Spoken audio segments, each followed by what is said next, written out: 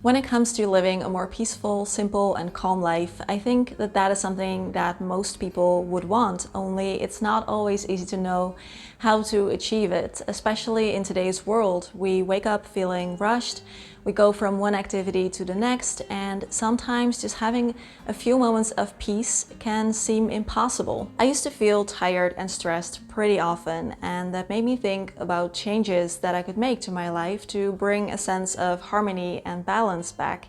And it wasn't always easy, but I did find that there were some small changes that I could make to how I live my everyday life that together allow me to live a more peaceful life. So today I want to share 10 of them with you. Now, of course, we all lead different lives, so some of these might not resonate with you or might not be realistic for you. So feel free to pick and choose, or just to get inspired about changes that you could make that are realistic for you and your lifestyle. Now, of course, I love a clean and tidy space, but the thing with your home is that you're never really done. There's always something that needs cleaning. As soon as we clean the bathroom, the kitchen needs a good scrubbing, and as soon as we do that, the floors need mopping. And cleaning is not a fun activity for me, to be honest. I don't really enjoy it, and it's like this never-ending cycle. But because I had that unrealistic expectation of myself that I wanted to have my house be clean all the time, I created a lot of extra stress for myself. Our house is always tidy because of all the decluttering we've done, so it looks pretty clean. Like how the surfaces look in my videos, that's basically what they always look like because we don't have that much stuff anymore.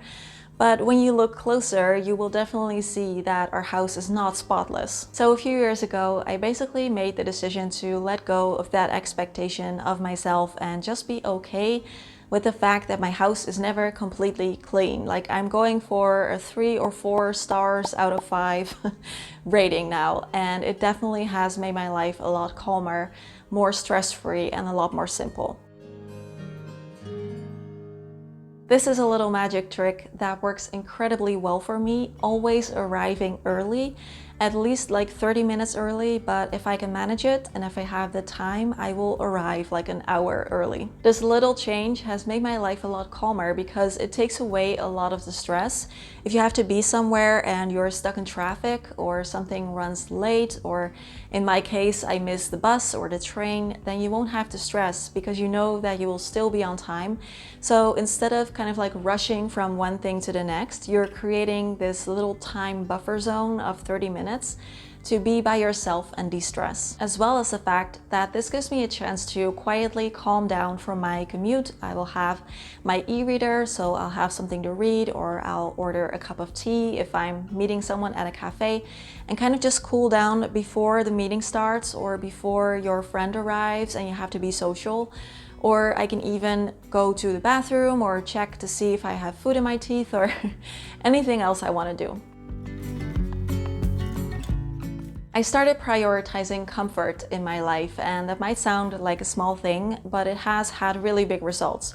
Because for me, choosing to be comfortable is an act of self-care, of putting myself first. So of course, this applies to things like clothing and shoes and underwear and accessories and all of that, but also to how I do things.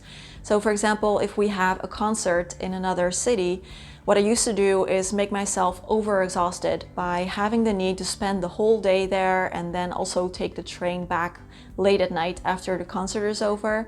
I now choose to get a hotel room somewhere near the venue and just slowly get ready in the morning and arrive like sometime in the afternoon. And of course, it does make it more expensive, so that means that I will get to do it less often, but at least I won't be completely exhausted for a couple of days or a week even afterwards. So this makes the whole experience much simpler and calmer and frankly doable for me.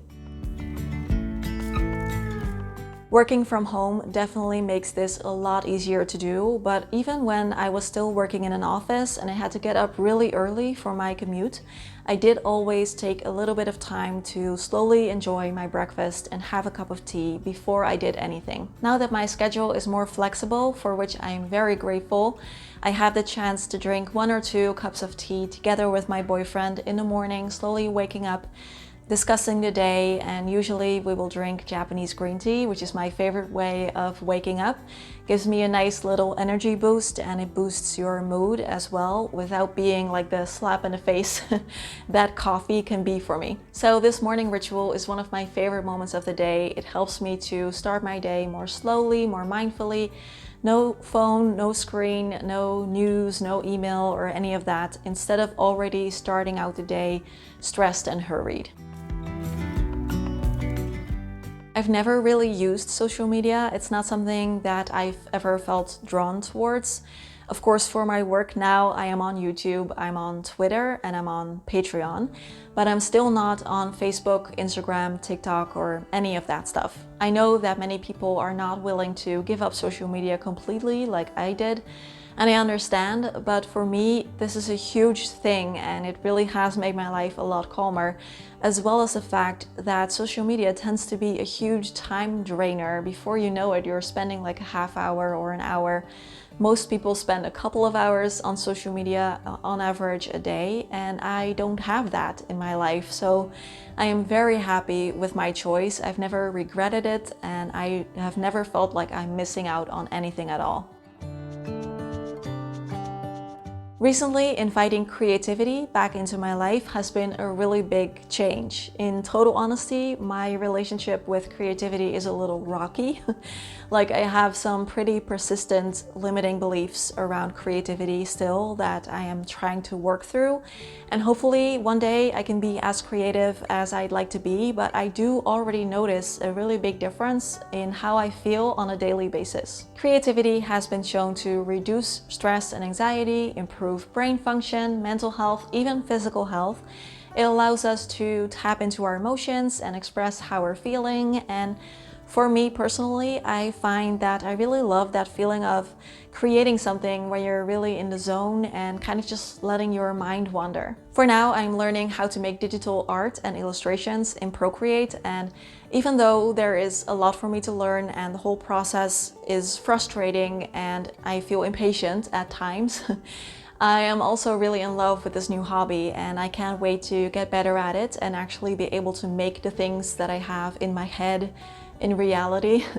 And I talked more about perfectionism and limiting beliefs around creativity in a recent Patreon video, so if you would like to see more videos like that, then feel free to join our wonderful Patreon community.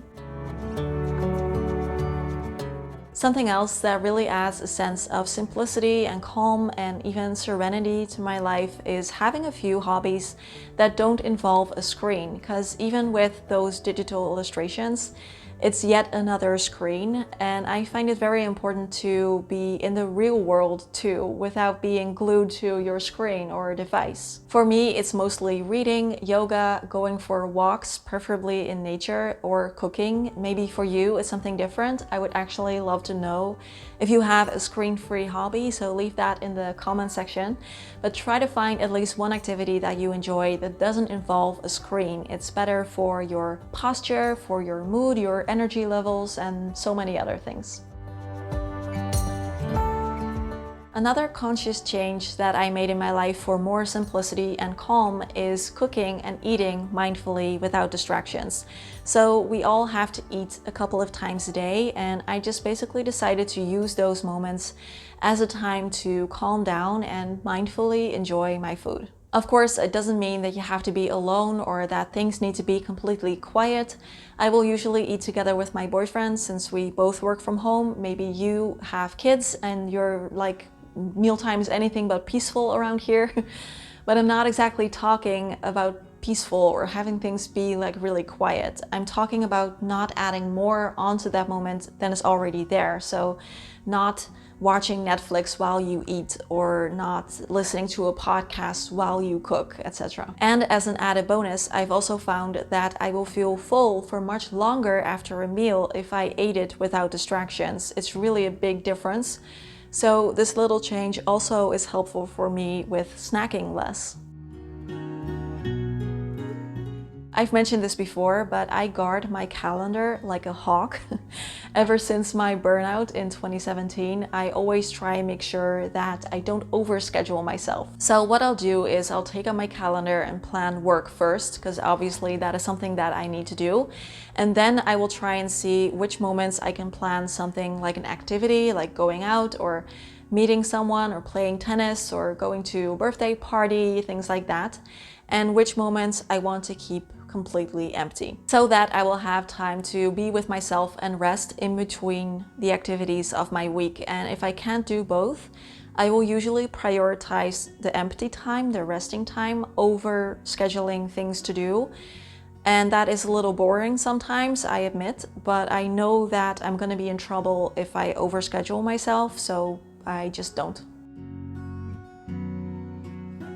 I have learned that if we want life and the world to stop going so fast and slow down a little bit, the first step is actually to slow down your own mind. And what better way to do that than through mindfulness and meditation? I don't really know how to explain this briefly, because this could easily be its own video, but I have learned that life isn't inherently fast or busy, it just is. And how we experience life and the world originates mostly in our own head, because we project our own experiences onto the world, so to speak. So if we want life and the world to slow down and be more peaceful, then the first step is to slow down and be more peaceful inside our own head. So I'll try and practice mindfulness a couple of times a day through different activities and exercises.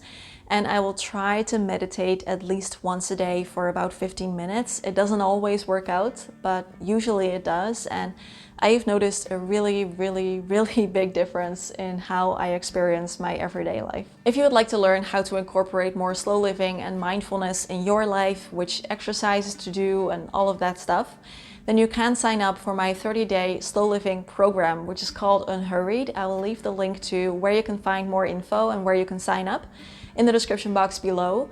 It is a 30-day program where every day you will get an email from me with that day's new lesson and an inspiring challenge. I designed the program to be easy to fit into a busy lifestyle, and you will also get lifetime access to the materials, so you can repeat the program as many times as you like. So far, over 240 people have already signed up, so very exciting. And you can sign up today if you like as well. So again, link in the description box, and if you have any questions, feel free to leave them in the comment section. If you enjoyed this video, I think you will also really like this one. I shared 10 simple habits that really improved my life, from things like planning more effectively, being kinder to yourself, self-care, all of that good stuff. So you can click here to watch it. As always, questions, comments, conversations down below. Thank you for being here, and I will see you again next week. Bye bye.